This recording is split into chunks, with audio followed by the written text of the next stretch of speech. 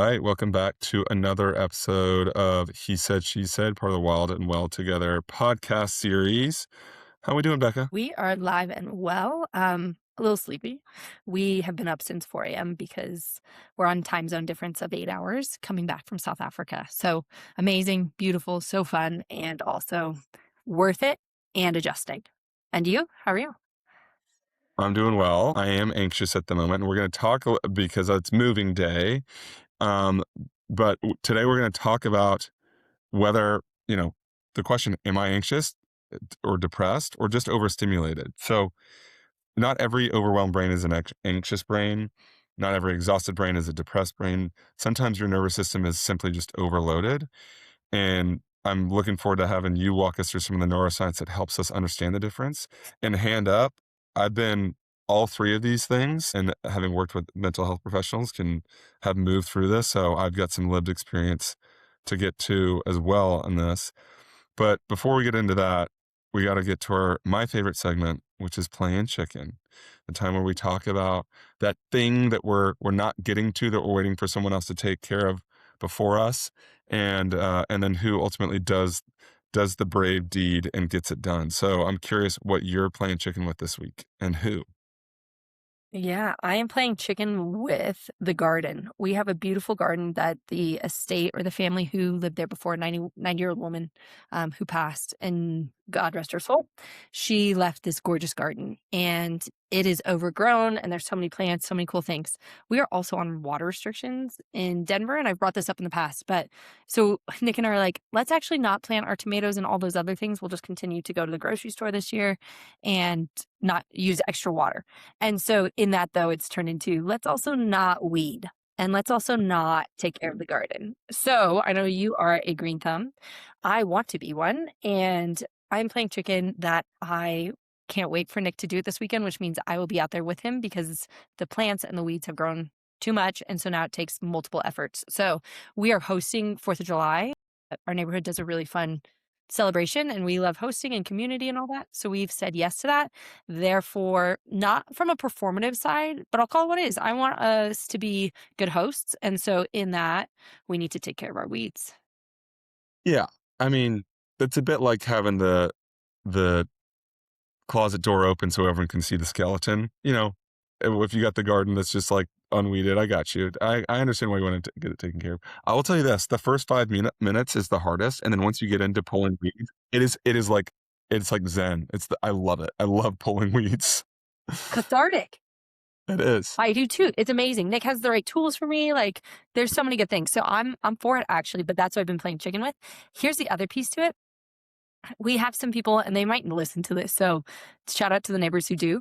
We have some, what do I want to say, like older aunties that give the type of comment that's like, "Oh, Miss Barbara, she would be rolling over in her grave if she saw how this turned," or Oh, like, nice. Yeah, yeah, yeah. and I don't really want to get shamed. I don't want to get shamed for 4th of July. I'm just trying to celebrate 250 years, have a good beverage, enjoy our time, and yeah. So that's the other part is I don't my people pleasing tendencies is like hard pass. But anyways, what about you? Plain chicken. Um, Mine is much simpler. Stirring the almond butter. Okay, this week we were running out of peanut butter. And Miriam's been making the lunches. I cook dinner generally. She makes lunches for the kids. And she's like busted into like one of the small, like to go almond butter things. I'm like, why are you doing that? Why did we have a whole thing of almond butter? She's like, I'm not stirring that thing. And I go, oh yeah, I've looked at that almond butter jar 3 or 4 times and said, I'm not stirring that thing. So Because the oil and the butter is separated, yeah? yeah, the separation, sat for another 2 days before I said, all right, I'm the man of this house. I'm going to stir that almond butter. And um, so I was brave. I was a brave, brave boy to do that. And now we have stirred almond butter. But it took us a week to get there. For some, it was barbarians. Others, it was wolf packs. For you, John Chambers, almond butter. Yeah. Talk about showing your privilege in one story. But here moving on. Here, yeah, I mean, we've talked about overstimulation before or like decision fatigue, where that little thing, it's not actually about the almond butter, right? It's about all the other to-dos and spaces that you're holding, new work, travel, moving, packing, 3 kids, wife, right? Like all those things, and that doesn't include your relationship with yourself. So I hear you. So, okay, playing chicken. We'll see where the garden's at. Cheers to you for finishing the almond butter. Good to go. I do want to put this disclaimer out there.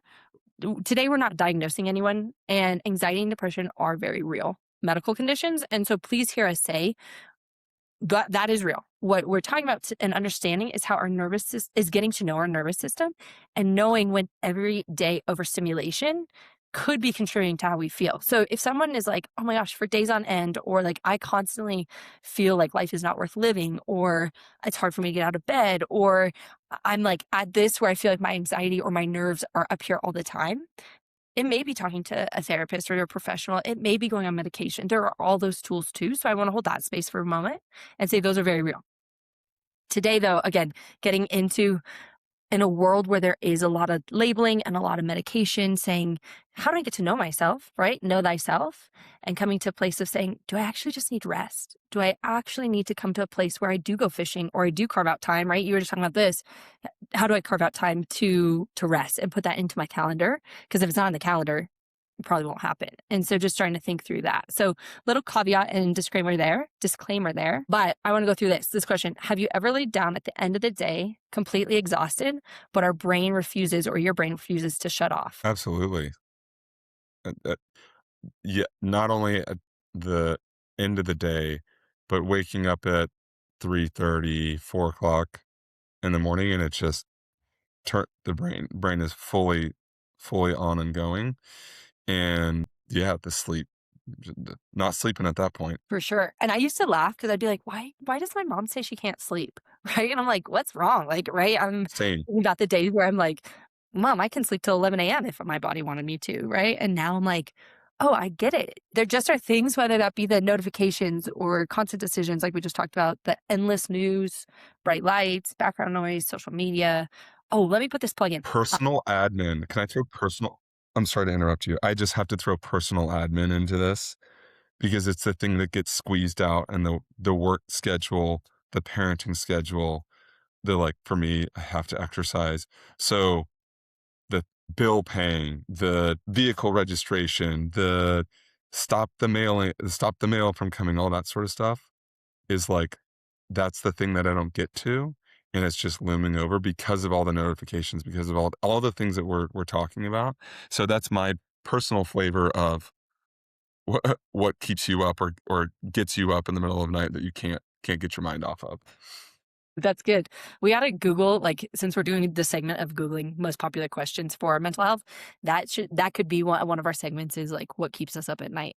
As I'm thinking through that, because it is like for me, mine's not personal to-dos. Mine's how do I put all the different to-dos into like a system that then I can get like I'm like essentially writing lists for lists in my head. So maybe that's similar adjacent, but I will be up and I'm like, or my worst nightmares are that I'm doing the to-dos in the moment in my dream. And I'm like, this is why am I dreaming about to-dos? Like it's not healthy. That's not helpful. So I hear you in that. Here, can I add to this? Please. I I asked Gemini yesterday how I just moved into Google Suite, and this is not a plug for Google, as you'll see here in a second. But I asked Gemini yesterday, like, how I should be managing my tasks in the Google Suite, and I was thoroughly unpleased with the response. It was like it was not simple. It was like, "You could do this, and this, and this, and this." It's like, "There's a six-step process here. I need something simpler than that." Because I'm doing exactly what you're talking about, and I can keep track of 90% of it, but there's an important 10% that it's not, and it would be freeing to not have to keep track of all 90% of that at one time. So, all of which to say I'm with you, and I'm researching this myself. Yes. Sorry, I think it shorted for a second. And like, so what I'm hearing is that you need a to-do assistant, right? Which is the purpose of an assistant and not another brainstormer Yeah. of like, let me add another 90% on your workload. Yeah. And so, okay. So then one of the things that I was going to share is Nick's not on socials, but we actively chose to disengage from to-dos, like work, all of the digital while we were away. So we just came back from South Africa visiting his family. It was amazing. It was so good. And in that, I like haven't been on anything until for 17 days. And I feel so good. I feel so good. That, like, to the temptation of, like, do I go back on socials? There's a reason for them. Please hear me say, I love connecting with people that I don't normally see. I understand it's for the business, it makes sense. Like, there's so many pieces to it that are fantastic. It also has made me double, triple down on the purpose of digital detoxing or fasting, some of those things, because what it brought me into the space is our brains evolved for survival and not carrying the entire digital world. And so even as you share Gemini, I'm like, Gemini, that's a miss, right? Like you're creating more my brain to circulate more and to spiral more than to offload. And we're not designed, our brains physically are not designed like to hold that and create more and more. And that's where that overstimulation comes. And then anxiety, feelings of emotions come up and down because then it's like, wait, Gemini, you didn't take that away from me. You actually added into that. And that additive is now adding to my anxiety or my spikes of feeling like I can't do enough or I'm not enough or that like this is so overwhelming that I'm just gonna like bleh, and be done. And so I think thinking through that of going back to the bear versus like, is a bear in front of me? We talked about that in the early stages of fear. So maybe episode, I don't know, in the first 10 episodes of when we encounter a bear versus when we have 147 notifications, our body responds the same way. Our brain says, am I safe? Is this predictable? Do I have enough resources? And then we know as a bear, it's survive, right? Fight or flight. How do I handle this? What do I need to do to get out of it? And then it's done. Whereas 147 notifications or all those to dos in our brains, those continue. And I get my first 40 done and then another 60 come. And so that idea of am I safe? Is this predictable? Do I have enough resources?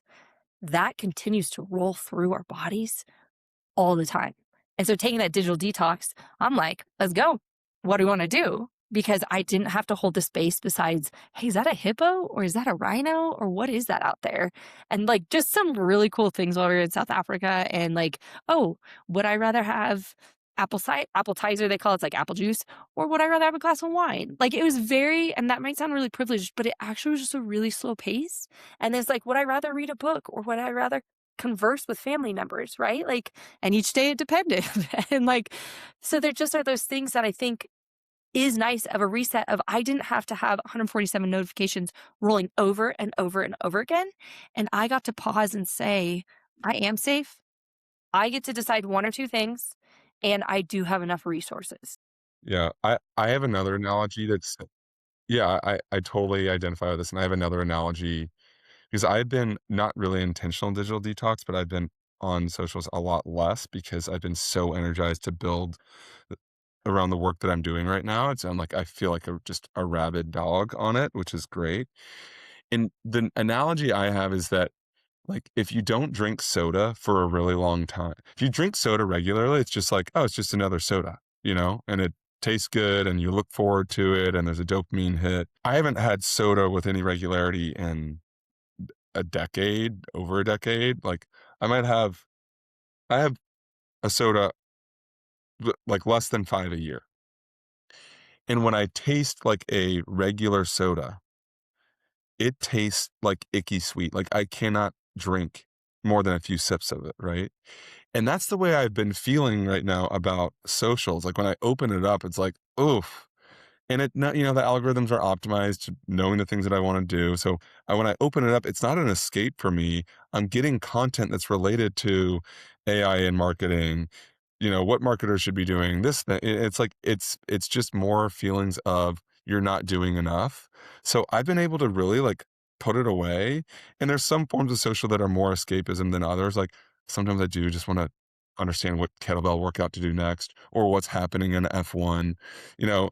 But for the most part, like, I've been really had this ability to, like, put a barrier between it and myself, and the soda analogy works for me. It's like, once you've been away from it and you come back into it, it's like, "Ugh, this is not for me." Whereas when you're in it every day, you look forward to it, and it's like, give me the dopamine, give me the dopamine, I want more and more and more."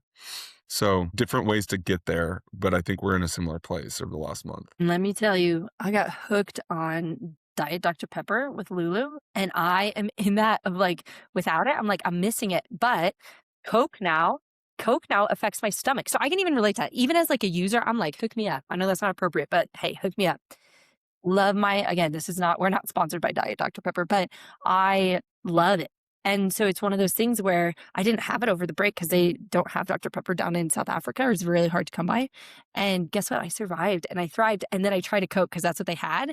And I had that reaction. And so it's funny that you bring that up, or it's relatable to me. And I think even with you sharing the idea of the work of how it feels too sweet, or socials, or that the algorithm understands what you're trying to do and is like, here's marketing, here's startup, here's AI, all these things that you're building.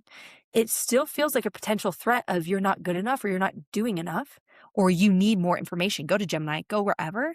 And that's that threat that I'm talking about, where our body needs actually that reset to say, or the lack of stimulation to say, no, I am content. Whether that's because I'm reading something, maybe it's biblical, maybe it's a ancient text, maybe it's whatever that tells me truth, or maybe it's conversations with my besties and my wife or my husband, or maybe it's just getting to see the sunrise or fishing. I'll tell you this because you enjoy this.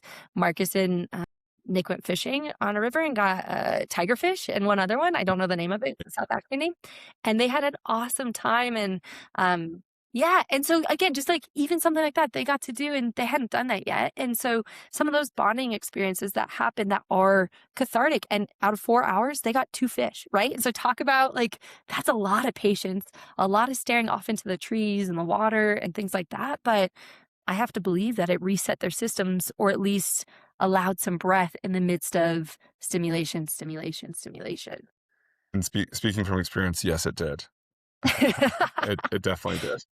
Yeah. So I want to say this for those of us that are debating, like, hey, where am I at? Why am I feeling so overwhelmed?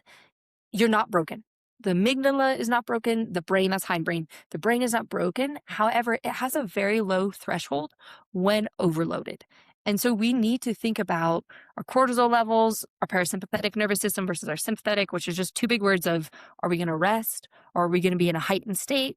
And then what's the fight or flight activation in that? And so coming back to that space of, what can we do at the end of our day, or what can we plan into our day, or maybe it's a cadence of quarterly. So going to you now, I'm gonna put you on the spot as you build, which I love that you're building because we talked about that early on, and you'll get a whole segment on that coming up. But just your desire to build, and now you're building an entire empire. So we'll just call it that. John's Empire Strikes Back. That's what I'm going to call it. I think that was an old.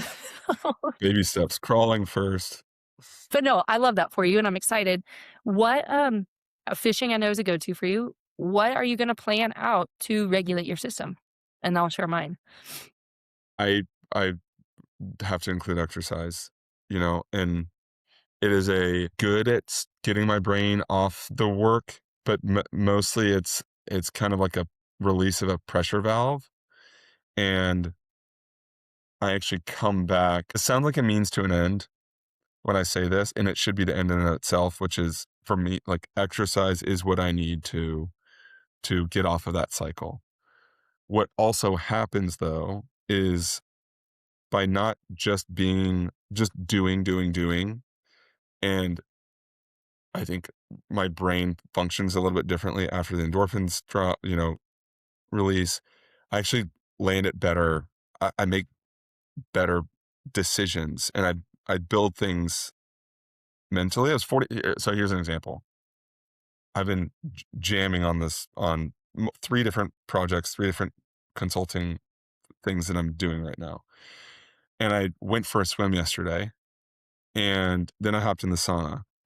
And one of these things required a lot of research on one side, like research to basically be a matchmaker for brands and this marketing tactic that we're doing. And a lot of like hours would go into doing that to research both sides of it. And in minute 50 of my workout yesterday, I realized how I could build tools to shortcut that. So I I went to go exercise, which I needed, and that's what makes me feel better. And also, I left that hour workout with a way to give myself 10, 20 hours back over the next 2 months. Heyo, that's significant. Yeah, so I'm not saying that that should be the purpose for why we intend to unplug, but man, it's a pretty nice byproduct. Yeah. I was going to say, as you're sharing that, I'm like, Okay, Bob the Builder, is he John the Juggernaut? Or like what's the what's the phrase for you as you continue to build these systems? Because this is helpful for us to even hear that of like, hey, how can I, because my brain is safe while I'm working out, endorphins are coming in, I actually have clarity. You have clarity in that. That's the neuroscience behind it right there. And so what do you do with that then? You're like, I can buy back time. And so how do we start having these little segments for you to give just like from experience, right? And like you saying, hey, this is what I experienced in the gym, or having this space that then I created over a couple months time, 20, 30 hours back. Now you get to do that to just rest. Imagine reading if that's your thing, fishing, 30 hours of fishing in the next 3 months. Imagine that. Yep. And look, it comes to not sitting there looking at your inbox, looking at your things rolling in your inbox or your Slack channel or your text messages or whatever it is.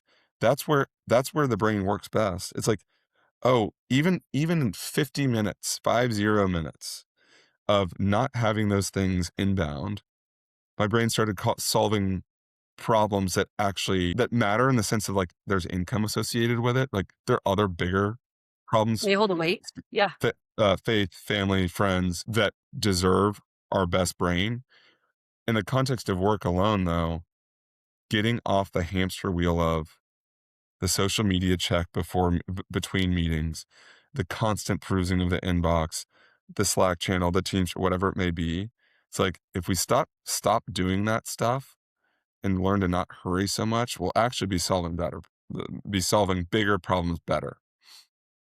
I just taught I teach a class for DU, the University of Denver, and it's called comprehensive counseling. And one of the things we talked about this week specifically is if we are in this realm of constantly doing and doing and doing, then we're responsive and reactive. And what you're getting at is you carved out enough space, and in boredom is where creativity comes. And through creativity, we can be proactive. So you've moved from like that reactive to proactive. So I just was thinking about that even as we train counselors is how can we create systems to allow us to be proactive? Otherwise, we live our lives reactive as parents, as lovers, as office mates, all those things where it's like I'm constantly problem solving for what's happened and putting out fires, as opposed to no, the culture of this is creativity and building and space for our kids to play, or space for our colleagues to understand and build this empire, to say, hey, we're doing good work here because we've allowed that gap for boredom or that gap for processing and allowing our brains to have that clarity. So again,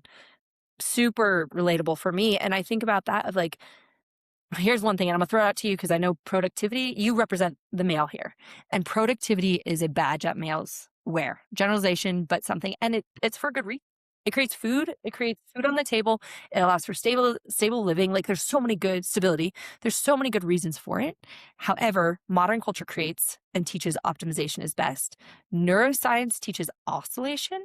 And what I mean by that is our brains were not desired to stay on all the time. Proactivity tells us we need to get from A to B most efficient and with best outcome possible. And if we're constantly trying to get to B, or A to B, B to C, and continue over and over again, we are constantly on. Whereas our brain says, yeah, go on that journey, but then take that rest. Even as our cycles of sleep, right? Or yeah, go crush that. Figure out how to build, with AI, figure out how to use that, but then go ahead and unplug from AI for a day or for 6 hours or from whatever, and allow your brain to think, what could it do? And then just starting to think like, how do we allow recovery cycles? How do we discuss like our default mode is that I plug in and then unplug, plug in, then unplug, or that surge and recharge, like you've talked about in previous episodes too. And so that's something so often we are taught surge, surge, surge, surge, surge. And then we're exhausted by the end of the day. And so when you're talking about faith, family, friends, those things that are most important, they get the worst selves of us because we're so exhausted, not because we are broken, but because we don't know how to rest and crack open a beer, not so I can dull myself or, be less aware of the pains and the problems, but rather like, hey, let's cheers, let's enjoy this, let's The converse. ritual of it that matters. There we go, ritual of it. Love that. Yeah. So the last one is attention restoration. So I want to throw that out there. When we allow our attention to rest, whether that's our children. We see that in our kids all the time. They're overstimulated. Most of our kids are not anxious. They have anxiety prone, or they are kids that like my emotions, I don't know how to handle them. But yet, what do we tell our kids? Oh, you're exhausted. Let's go take a nap, or let's go lie down, or oh my gosh, you haven't put good food in your body. We talk a ton in our family about protein right now. Like, yeah, you can have that popsicle or you can have that juice. We need protein though right now. So until you have some, pick it, bacon, chicken, whatever you want, chomp stick, put in your body, and then we can have something else later. Like we do that for our kids often, but then you and I, whether it be working out for me, right? That's been part of my growth, or food, nutrition, really physical things that help us. We're constantly at an attention deficit because we aren't restoring it.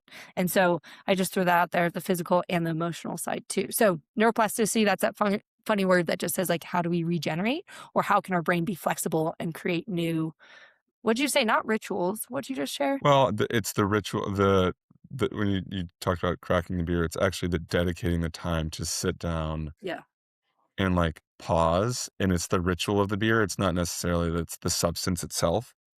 Yeah. Um, and so I think that is a one way to rest. You know, we've talked about this a lot, like, in resting daily, weekly, monthly, annually, to find ways to, and each of those, the time is longer, right? 15 minutes? Is it 40 minutes a day that you exercise? Is it weekly? Is it a Sabbath? Is it annually a vacation that is going to allow you to unplug? So I think that entire cycle, I think, is needed. It's not, it's like, it's a must have for me to address what we're talking about today, which is, am I anxious and depressed, or am I overstimulated? For sure. Let me put a plug in here. There's a book recommendation that I just finished. It's called No Bad Parts. It's if you've seen like the kids movies, but anyways, No Bad Parts. The book talks about how all of who makes us, whether it's anxiety, depression, or thoughts of fear, or feelings and emotion of fear, anger, joy, sadness, all those things, that each of those serve a purpose. And it allows us to have an indicator that something's happening. And so actually, the fact that I get angry is not a bad thing. The behaviors that I have around it, I need to keep in check, but those emotions are all serve a purpose. And so this book recommendation, No Bad Parts, it's called Healing Trauma and Restoring Wholeness with the Internal Family Systems Model. So it's by Dr. Richard Schwartz. Anyways, just a plug there. Um, it explores how our mind is made of inner parts. And so I say that again of like anxiety, depression, overstimulation. Those are all pieces of our society and of who we are. And so here's a book if you're a reader, or audiobook, like just something that a book recommendation that actually is fantastic. And so I'll put that plug in. I'll let my who I am ride on that, or my reputation ride on that book, just in the sense that it is a fantastic, I give it a 5 out of 5 or a 4.8 out of 5. It's great. So just something to think about. And then I'll take us into 60 seconds to centered, unless you have anything else, Johnny, to add on this. I was just gonna plug one other book, and hand up, I have not read this book, but I've had this book referred to me so many times, and it's in my next read, which is it's The Ruthless Elimination of Hurry by John Mark Comer. And it's how to stay emotionally healthy and spiritually alive in the chaos of the modern world. And it gets at, I'm told, the things that we just discussed. So that is, I'm holding myself accountable to that being my next read. So good. I'm smiling or smirking because it's changed Nick's life. And so therefore mine. And so of minimalization of like just how we're operating, and it's the lens in which we see the world. So I'll be accountability to you. Maybe I'll read it again. It's a good read. Like it's important, and was super helpful to us. And so yeah, great plug. I'm happy to endorse that as well again and stuff. Not that we're affiliated with them by any means, but again, a resource that allows us to live well. So, in the world that feels like we're questioning anxiety or depression, or am I enough? Coming back to, is it that I have these deep seated medical needs or mental health needs, or is it that I could be overstimulated and I need to take a rest? Our 60 seconds to centered is, I want us to take a full breath in, all the way so that we feel our thoracic, which means our ribs in the back. Think of angel wings, where we can feel us breathe all the way to the angel wings, and then come back in. Two more times. Breathe so deep that we feel our ribs expand in the back. Often we breathe too shallow. So full breath, exhale, slower. And then last one, extreme breath as far as we can to expand those. Exhale, and state you are safe now. Before we go into a meeting with our colleagues and we have a presentation, before we have to come and talk to our spouse, before we have to go to a funeral, or before we have a big workout, or before we have to talk to our kids, or whatever it may be, inhaling 3 times and allowing that full breath into our abdomen and into our ribs actually allows our parasympathetic nervous system, again, that rest or digest, to engage. And then speaking out, you are safe now. Although it sounds silly, it's like, of course I'm safe. By overstimulation, we forget that. And therefore, we feel like we have to bombard it with other things. So, again, deep breaths in and then exhales and remind ourselves that we're safe. We're doing the thing we can. Whatever's on the news, whatever's at work, we are safe. So, taking that breath there, that's another episode of He Said, She Said. We are so glad that you are here. We look forward to connecting. Some big news coming up in the coming weeks, just as we continue to adjust and hit our 100th episode, which is wild. But yeah, grateful for you all. Another episode of He Said, She Said. See you later. See ya.